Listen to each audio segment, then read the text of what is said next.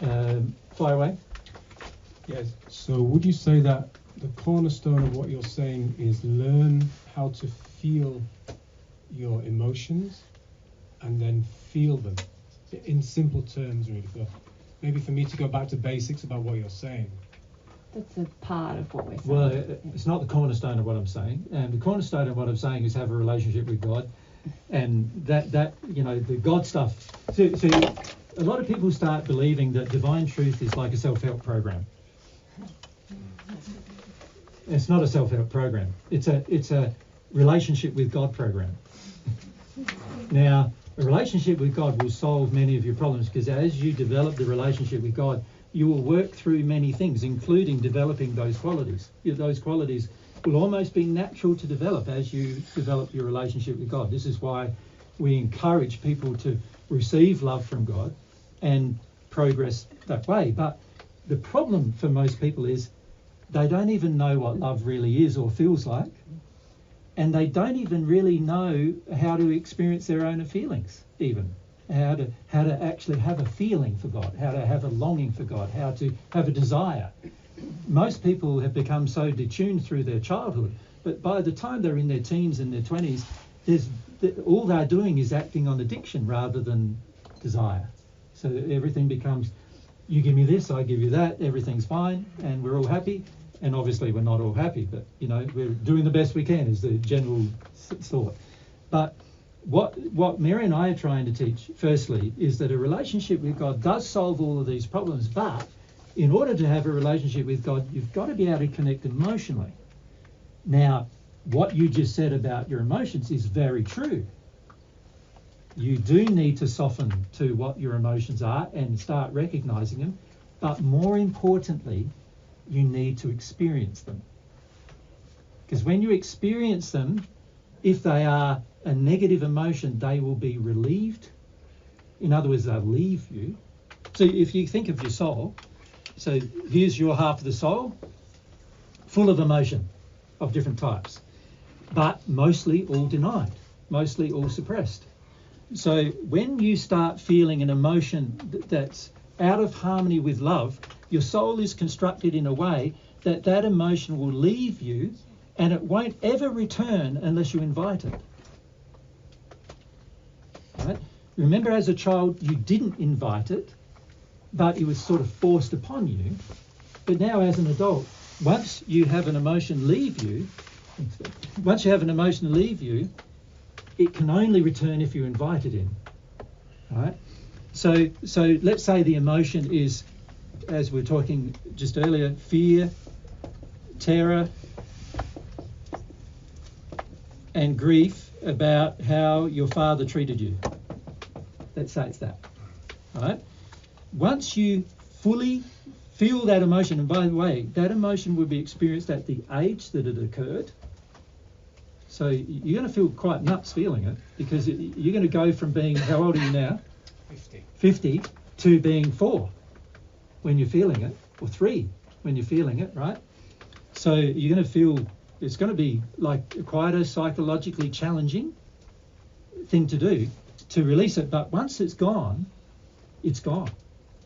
And it won't ever return unless you invite it in, and you'd never choose to invite it in again, would you? So why would it ever return? I think my sense of the work that I have been doing is that I'm playing around on the surface in some way. Yeah. So I feel, I agree. and I think that I'm feeling my emotions, but am I really getting to the causal root of them? No. So that is, in response to just what you put on the board then, is like getting to the root, how to really feel, how to get to the root of that. Yeah, that takes time to develop that skill, actually. Yeah, it's not something you just decide to do and whammo, you do it. You have, there's a lot of reasons why you shut down in your childhood experience. And this gets back to some of the things we were talking to Maria about you have beliefs about what's going to happen if you feel your emotions freely. You have corrupt faith. You think, everyone will think I'm nuts. What if it never ends? What How if I am 4 and I feel like I'm 4 for the rest of my life? Yeah, that's going to be bad. And it just feels like it was so bad and I won't even survive it. A lot of these beliefs we have are actually emotions as well that we need to release. or we feel like being the way I am now, stoic and like kind of man of the world, that's protected me. That's what I took on to protect this little person or these experiences inside of me. And so it's a process of deconstructing all of those things that is going to enable you to feel more and more, and eventually you'll release. Well, that's half of it, isn't it? Yeah, because you've got to. Yeah, you go. Other half. Tag. Well, the half of it is what Mary's saying, that you've got to get rid of the pain. You've got to get rid of the pain from your history, and the only way you can. You mean feel it? Yeah, you're gonna. That's the only way you can get rid of it, is to experience it fully at the age it happened. Which you think, if you think about yourself as a God-created being, and I know some of you are not there yet, that there is a God who created you, but if you think about a loving parent, they would want you to feel capable to experience yourself and to know your life, and to know that you're created with the strength to release pain and experience immense joy. That's how God created us, and to engage your will to face challenges and pain, but also to seek love and truth and faith, and to experience the benefits of those things. A loving parent wants you to do that. So when a lot of people come to say, well, I've got all this suppressed pain, why on earth should I have to do it? Well, a loving parent would want you to be able to do that. Yeah. And be able and get you to the stage where you can cope with anything. Yeah. So can I ask? So that's step 1 to 1. Remember, we haven't gone to 2. You've got to go tag to 2. Ask whatever you want. So, like, is it good to understand what my limitations are in feeling these feelings, these emotions truly, and what pointers would you give to really feel? Like, in your experiences, how did you guys feel ultimately those deep grief, that sadness? How did you guys do it? Well, I'm still in the process of doing it. The biggest quality you're going to need to develop is compassion for self.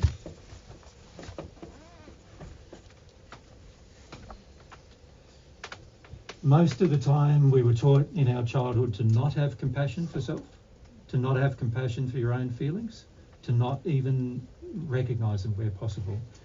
You're going to have to learn and develop compassion for self. You're going to have to get to the stage where you go, I know I've got stuff within me, and I'm not going to be able to access it even unless I have some of this love of self, compassion for self, compassion for my circumstance and situation.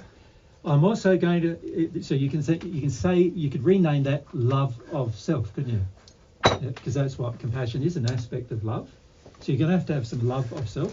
You're going to also have to have some love of truth, because a lot of, in your childhood, there's a lot of lies that have been presented to you about why your parents did things, you know, and why the society did things, and those things caused damage to you, but you were also lied about it. So many of you now believe the lie. You will even regurgitate the lie. You know, like when I say that, what I mean is that when somebody says to you, oh, this happened to you in your childhood and that was really bad, you go, no, it wasn't. It happens to everybody. There's a lie. They meant well, or they meant well. No, they didn't. That's a lie. You know, it's not. You might say, and this might be the more accurate statement, they didn't know what they were doing, which is probably more truthful. You know, hardly any parent comes with a manual to know what they're doing, right? So you know, they probably didn't know what they were doing. But surely, if they were sensitive enough, they knew they were hurting you. So obviously they were desensitized by the time they had children, which is a problem. Otherwise, you wouldn't have had your problems, right? But if you have compassion and love for self, you will go, I'm not going to stoically and angrily push myself into feeling something, because that is not going to ever work. It's never going to. You're never going to access the emotion if you do that. Also, there's no magical solution. You know, you can't just lay on a bed and get a bit of massage and a bit of tickle here, and you know, like, and all of a sudden, all of your causal emotions in your childhood are going to pop out all of a sudden, because you're going to have to develop a level of desire for them to come. In order for them to come, you know, because if you think about your soul, in your soul, you've got suppressed emotion. So I'm drawing half, right? Because you're a half. You've got suppressed emotion. It's suppressed because you don't want to feel it. Your will is engaged. Your will is saying, I don't want to feel it. It's interesting because I would say that my desire to feel is definitely there. I disagree. I say that because I feel the implications of them. You know, I suffer from I that. agree with that statement. Yeah. That statement is true. And that motivates me to process, to feel. I disagree. Tell me. Well, the second statement you said is actually true. You do have a motivation to deal with some things. So I'm not criticising your motivation here. What I'm saying is you've got some fears inside of you about how to go about doing it. And those fears create a lack of motivation to do it. Fear is like a wall. So you say these hard emotions are behind the wall. And at the moment, it's like there's a wall there to the real hard emotions. So when you start feeling at the moment, you're feeling some surface layer stuff. You know, it's like sensing the emotion through the wall. But you're not actually deconstructing the wall. The wall being a wall of fear and terror about the emotion. And what it's going to be like to be in this space. And what it's going to mean for your future if you deal with it. And what changes might happen to your life if you deal with it. And what corrupt faith you have about dealing with it. And what damages there might be to your current life by dealing with it. And what changes you might have to make by dealing with it. And there's all these fears that get constructed over the course of our life about the actual feelings. So when you said, I feel like I need to deal with it, I agree with you. I can feel in you, you definitely feel like you need to deal with it. You feel also intellectually like you'd like to deal with it because you can see the problems of not dealing with it, right? You're aware of some of the problems of not dealing with these emotions. So I also agree with that statement. But when you say, I really feel like I want to deal with it, I can't agree, because when you really feel like you want to deal with it, you will have had to have deconstructed this fear. You would have had to have gone through the terror. And that's what most people don't want to do. We talked about this in 2016. We did a group called Understanding Your Loving Self or something like that. Understanding My Loving Self. Yep. And in there we talked about this global fear that most people have about the emotions. And until you penetrate that wall of fear, and to penetrate it, you have to feel the terror. So what a lot of people are trying to do is to somehow scale the wall of terror and go down the other side and then feel their emotion. So it's like, it's feeling the fear of feeling the strong, deep grief, deep fear again. Yeah. Exactly that. And a lot of times, so we construct sort of this entity that interacts with the world. And when you come up to this... Can we call it fake me? Fake me, facade me, got it all together me, you know, the one who's in control and all of that. Control me. Yeah. When you come up to this wall and you consider what's on the other side, part of what you're grappling with is, I'm going to have to give up this entity that interfaces with the world, how I'd like to perceive myself to be, to discover what's really underneath. You know, what I'm really harbouring. Because it's not just the way I've been harmed, it's the way I'm harming others, and there's a lot of things in there. There's a lot of sin in it too, like of things that I've actually done to harm others. That I'm going to feel about. And people are far more afraid of dealing with that than they're afraid of dealing with anything else, to be honest. Yeah. So in my experience, a lot of it's been deconstructing even the person that I'd like to think I am. You know, that I had a lot of fear about that, to coming to who I really am. You know, what's really in me. And what's in us is not who we are either. It's just stuff that's been stored that we can release so that we can become who we really are. We can fully express who we are in a loving sense. But, you know, when we're in this facade-based lifestyle, we're a long way from who God created us to be, and also what we're carrying, what we're storing. Yeah, maybe that's my sense of it, is that I'm playing around on the surface, so to speak. Yeah, in front of the wall. Yeah. In front of the wall, yeah. In a way that doesn't challenge your current life. Too much. Yeah. Just keep it to an hour a week or something. And to be frank, when you get behind the wall, it's going to blow your whole life away. Yeah. Which is happens good. to everybody. So what would you say about that? About, you know, getting through that wall? Yeah, that as Mary said, one of the very first things that need to happen is, and by the way, we still haven't talked about the second, but I just want to remind you that we haven't done that. As Mary said first, you need to start just deconstructing the fake self, because the fake self is a construction made in order to control the fear that you have to keep everything suppressed behind the wall, right? And that fake self is generally a construction of our own, for the most part. You know, we learn usually by sort of mid-childhood, 7 or 8 years of age, we start to realise a fake self is necessary. And so sometimes you see it earlier, but rare. But after 7 years of age, nowadays we're seeing in children of 3 or 4, because it's so subconsciously done, unconsciously done. But for the most part, most people, by the time they're 7, they start realising a fake self is necessary in order to survive life. And so what they do is they start working on the person they're going to come to be, like the person they're going to try to be. And that self, you end up being very proud of, because that self saved you from all the pain and suffering of the hurt self, or the person that was hurt. But the problem with that is it also covers over all the hurt quite effectively. And it also enters addictions quite effectively, right, with other people to cover over the hurt. And so we end up sinning in that fake self quite a lot. We end up doing things to avoid the pain and suffering that we have experienced in childhood.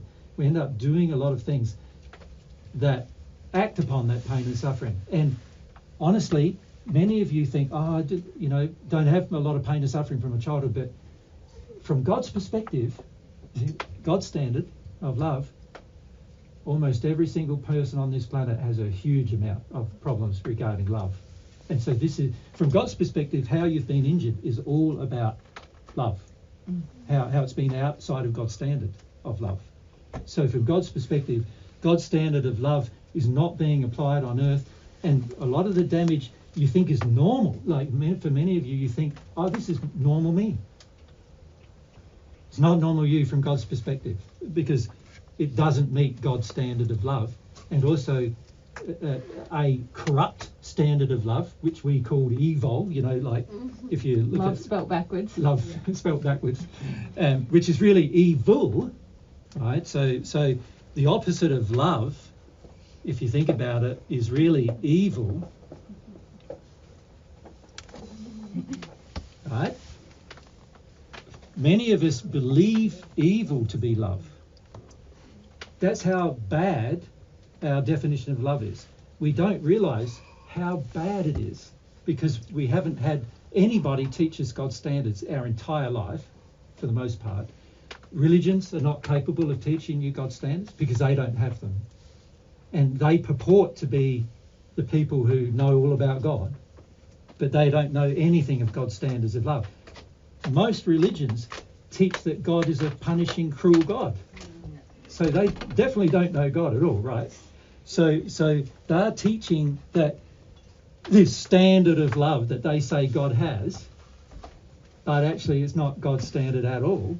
It's human standards. And they're basically justifying human standards of love by creating a religion to justify those standards.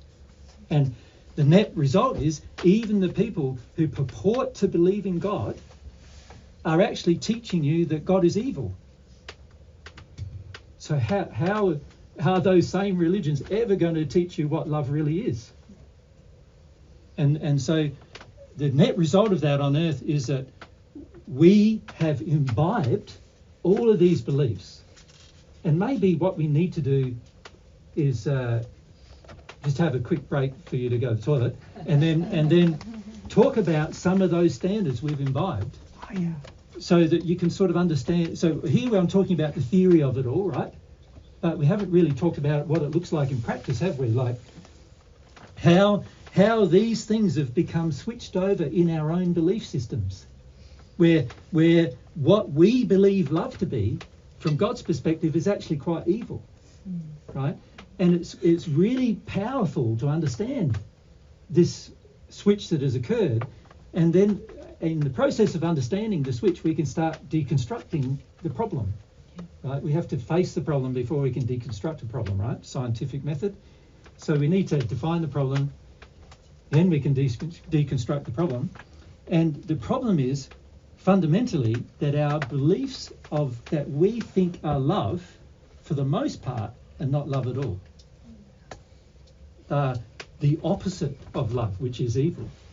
And this is why we end up with evil en masse, you know. The whole world is in a state, really, isn't it, of evil. We're destroying the environment. We're destroying the very place we live in. We're going to get to a stage in 30 years' time, probably, where the environment's going to be so hot the majority of us are going to have to move somewhere to cool down. And then on top of that, we're destroying the environment so much that the oxygen production in the environment may be so far affected, because at the moment the main oxygen production is the ocean, you know, with all the seaweed and everything in the ocean. And if we pollute the ocean more than what we're doing, we're going to get to the stage where the ocean will stop producing greenery that sucks all the carbon out of the air and gives us oxygen. And then what are we doing to all the forests? They're all oxygen producers. They're all getting destroyed more and more and more. If we're not careful, we're going to either starve to death, have no clean water to drink, which is going to mean the majority of people fighting wars over water, or we're going to end up with no oxygen if it's extreme. And that's how much evil there is. We're so evil that we're willing to destroy our own home in order to get what we want. Seemingly get what we want. That's how bad it is, right? And yet the majority of us don't see it in practice because we don't yet feel or understand God's standards of love. And this is why most things that are happening on earth at the moment, do you ever see any problem really solved? You know, like, to a large part, the unloving exercise of technology has got us into a situation where we're destroying the planet. And they are telling me that technology is going to be our solution.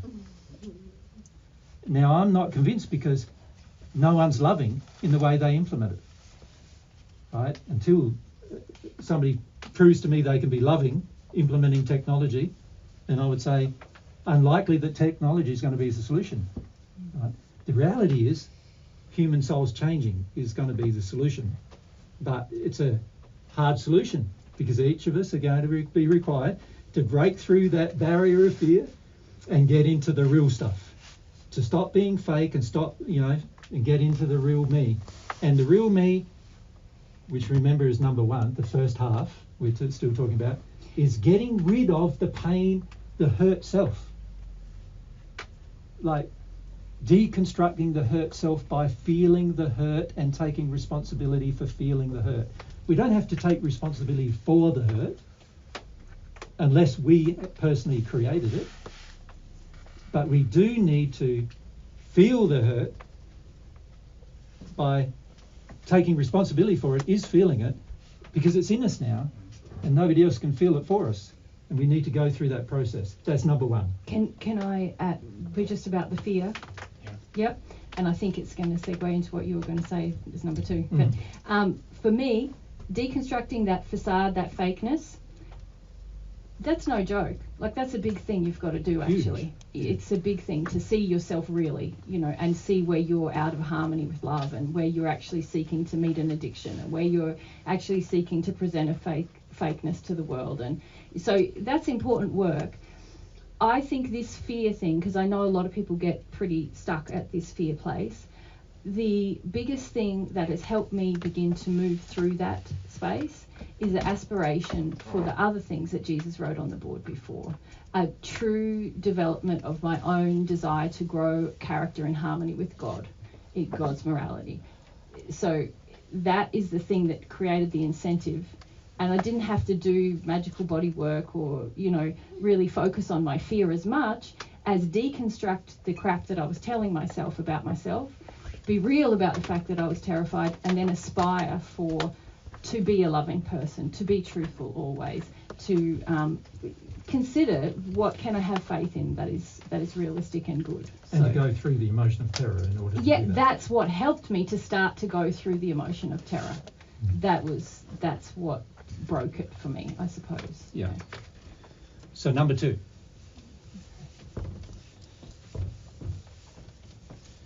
I'm going to be harping on these things for some time to come, right? Do you want to do pee break? Do I want to do a pee break? Don't you want to do you want to do a pee break? Do you want to finish this question do I want to before we finish do this question the first? standards? Yes. Yeah, I think we should. Let's finish the question first. Right, number 2, important thing. So we've already said, deconstructing the fear, you're going to have to go through the terror to deconstruct the terror. You have to feel it, you have to experience it. Once you deconstruct the terror, you will naturally go into the grief, the grieving person. Now, the grieving person is grieving for 2 reasons. 1, things happen to it. Right? Other people, other society, whatever, parents, whatever, did things to it, and it's got grief stored there because it wasn't allowed to feel it at the time. That's number 1. Number 2 is that I did things to myself or to others that guilt is going to have grief associated with it. The guilt of doing the wrong thing is going to have grief associated with it. So there's 2 types of grief I'm going to have to experience, and that grief will be exposed once I deconstruct my terror about the whole thing. Right? That's number 1. That's what we have to do first. The second thing we need to do is we need to learn what is good. We can't just get rid of what is bad, because if you get rid of what is bad and you don't learn about what is good, then you end up with nothing. Don't you? It's sort of like, get rid of everything bad, what's left? I'm a blank slate. And obviously being a blank slate is not going to help you be happy. Right? So you're going to have to learn some good things. What are all the good things? Didn't we just list them?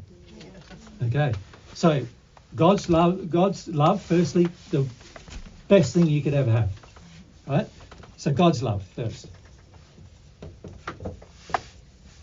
God's love. Next thing, human love. Perfect natural man love, loving others, loving self, all that kind of stuff. Loving soulmate. Yeah? Human love. Truth. Whose truth? God's truth. Yeah, God's truth. Now, I've got to bring my truth into harmony with God's truth. Because my truth is just crap otherwise. I don't know whether it's truth or lies or whatever, do I? If it's in harmony with God's truth, now I know truth. Only thing that's real in the universe is God's truth. Right? Bring myself in harmony with God's truth, which is really the same as saying bring myself in harmony with God's laws. Because that's how God establishes truth, through law. Right? Then, in order to do that, I'm going to have to be humble. In order to be humble, I'm going to have some Faith. In order to do all of that, I'm going to have to take some, not just do all the feeling for 3 years in my bedroom, right, and not live a life. I'm going to have to do all these things while I'm living a life, taking an action in my life. Yeah. Now, if I focus on those things, I am now developing positive qualities while at the same time, once I've broken through that terror barrier, releasing the unlovingness that's within me. So now my fears are going down, my desires are going up. Now my evil is going down, my sin is going down, my love is going up. My lies are going down, the lies I tell myself, the lies I tell others, they're going down. My desire for truth and my actions in truth, in harmony with truth, are going up. My corrupt faith is going down. My beliefs in what is false is going down. My beliefs in what are true is going to be going up. Now I'm making change. In harmony with God's laws, I'm making change. And as I make change, the changes that will happen in me, eventually other people will see them. Also, they'll start asking, you look happier. What's going on? Why do you look happier? What did you do? You know, your relationship's better. Why is that better? What did you do to make your relationship more happy? Because ours is not happy. Huh? They'll start asking questions. This gives you a chance then to share that you did those two things. You deconstructed your fear, you went into your grief, both the guilt-based grief based on the things you did wrong and the grief that was associated with what other people did to you.